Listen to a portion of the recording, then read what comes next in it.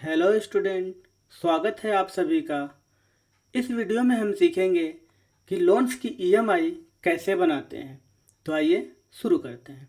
सबसे पहले हमने एक डेटा लिया हुआ है जिसके अंदर हमने 1 लाख का लोन लिया है, जिस पे बैंक 14% का रेट ऑफ इंटरेस्ट चार्ज कर रही है और वो लोन्स मैंने 2 साल के लिए अप्रूव्ड कराया है।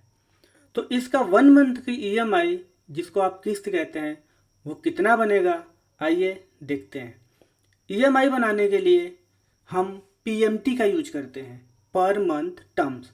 तो सबसे पहले हम लिखेंगे इक्वल टू पीएमटी, फिर ब्रैकेट स्टार्ट करेंगे, जो भी हमारा रेट ऑफ इंटरेस्ट है उस पर क्लिक करेंगे, डिवाइड बाय 12। डिवाइड बाय 12 इसलिए करेंगे कि हमारे जो बैंक हैं वो rate of interest yearly charge करते हैं। चूँकि हमें मंथली ईएमआई बनानी है तो हमारा 1 साल के अंदर 12 महीने होते हैं, इसलिए हम 12 से डिवाइड कर देंगे। देन सिंगल कोमा देंगे। सिंगल कोमा देने के बाद जो हमारा लोन पीरियड है उस पर क्लिक करेंगे और उसको भी हम मल्टीप्लाई 12 कर देंगे। मल्टीप्लाई 12 किस लिए? ताकि ये हमारा मंथ में कन्वर्ट हो जाए, यानी 24 महीने बन जाएगा। उसके बाद हम सिंगल कोमा देते हैं और जो हमारा लोन अमाउंट है उस पर क्लिक करेंगे, ब्रैकेट क्लोज कर देंगे, देन एंटर कर देंगे। और जैसे ही हमने एंटर किया, हमने क्या देखा कि हमारी 1 मंथ की जो ईएमआई है वो आ चुका है, लेकिन ये डॉलर में है। और अगर आप इसको रुपीज़ में कन्वर्ट करना चाहते हैं तो होम के अंदर जाएंगे और कोमा स्टाइल पे क्लिक कर देंगे। तो इस तरह से आप पीएमटी का यूज करके आप अपनी ईएमआई निकाल सकते हैं। अब इस ईएमआई के अंदर 2 चीज़ें हैं, एक है इंटरेस्ट और दूसरा है प्रिंसिपल। इस ईएमआई के अंदर कितना इंटरेस्ट जा रहा है और कितना प्रिंसिपल जा रहा है हर महीने, वो हम अब निकालेंगे। तो सबसे पहले इंटरेस्ट निकालने के लिए हम यूज करते हैं इंटरेस्ट पर मंथ टर्म्स। तो कैसे निकालेंगे? सबसे पहले लिखेंगे इक्वल टू IPMT, फिर हम ब्रैकेट स्टार्ट करेंगे और रेट ऑफ इंटरेस्ट पे क्लिक करेंगे और इसको हम F4 प्रेस करके फिक्स कर देंगे। यहाँ पे मैंने लिखा हुआ है नोट में कि F4 फॉर फिक्स सेल, और ये फॉर्मूले भी थोड़े से हमने दर्शाए हुए हैं।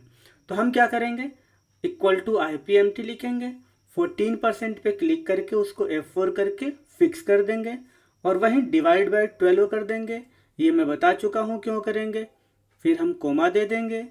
कोमा देने के बाद हम फर्स्ट मंथ की ईएमआई निकालना चाहते हैं। फर्स्ट मंथ की ईएमआई में हमारा रेट ऑफ इंटरेस्ट कितना है वो देखना चाहते हैं, तो हम क्लिक कर देंगे फर्स्ट पे।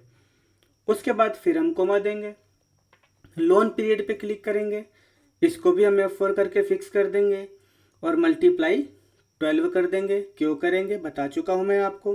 फिर हम सिंगल कोमा देंगे, फिर हमारा जो लोन अमाउंट है उस पर क्लिक करेंगे और उसे भी F4 प्रेस करके फिक्स कर देंगे और ब्रैकेट कर देंगे क्लोज, देन एंटर। आपका फर्स्ट मंथ की ईएमआई के अंदर इंटरेस्ट जो है 1166 रुपीज़ का जा रहा है। चूँकि ये डॉलर में आया है, आप होम में जा कर के कोमा स्टाइल पे क्लिक कर देंगे, ये रुपीज़ में कन्वर्ट हो जाएगा। तो आइए अब हम प्रिंसिपल निकालते हैं कि इस ईएमआई के अंदर हमारा प्रिंसिपल पर मंथ टर्म्स कितना जा रहा है। तो इसके लिए हम इक्वल टू PPMT लिखेंगे, फिर हम ब्रैकेट स्टार्ट करेंगे, वहीं रेट ऑफ इंटरेस्ट पे फिर क्लिक करेंगे और इसमें भी फिर आपको F4 प्रेस करके फिक्स करनी पड़ेगी।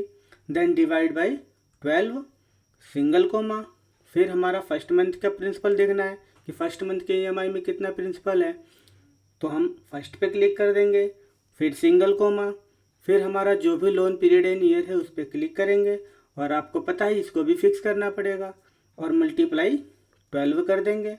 फिर हम सिंगल कोमा देंगे, जो हमारा लोन अमाउंट है उस पर भी क्लिक करेंगे और F4 करके फिक्स कर देंगे, फिर ब्रैकेट क्लोज करके एंटर कर देंगे। और जैसे ही एंटर करेंगे फिर हमारा डॉलर में आया, उसको हम कोमा में कन्वर्ट कर लेंगे कोमा स्टाइल करके। तो ये हमारा प्रिंसिपल अमाउंट इतना जा रहा है 3634 रुपये 62 पैसे, और इंटरेस्ट जा रहा है 1166 रुपीज़ 67 पैसे फर्स्ट मंथ की ईएमआई में। अब इन IPMT और PPMT को अगर हम ऐड करेंगे तो हमारा जो टोटल निकलेगा वो ईएमआई के बराबर होनी चाहिए। तो चलिए देखते हैं, equal to IPMT plus PPMT, और जैसे मैंने एंटर किया एग्जैक्ट हमारी EMI जितनी है उतनी हमारा ये टोटल आया। अब हम ड्रैग करके इन सभी को 24 महीने तक का निकाल लेंगे, जिसमें आपको ये बताता रहेगा कि पहले महीने में आपका कितना इंटरेस्ट गया है और कितना प्रिंसिपल गया है, दूसरे महीने में आपका कितना इंटरेस्ट गया है, कितना प्रिंसिपल इंक्लूड है, तीसरे महीने में आपका कितना प्रिंसिपल इंक्लूड है और कितना इंटरेस्ट इंक्लूड है। तो इस डेटा को हम लोन स्टेटमेंट के नाम से भी जानते हैं। तो इस तरह से आपने आज सीखा कि EMI कैसे बनाते हैं।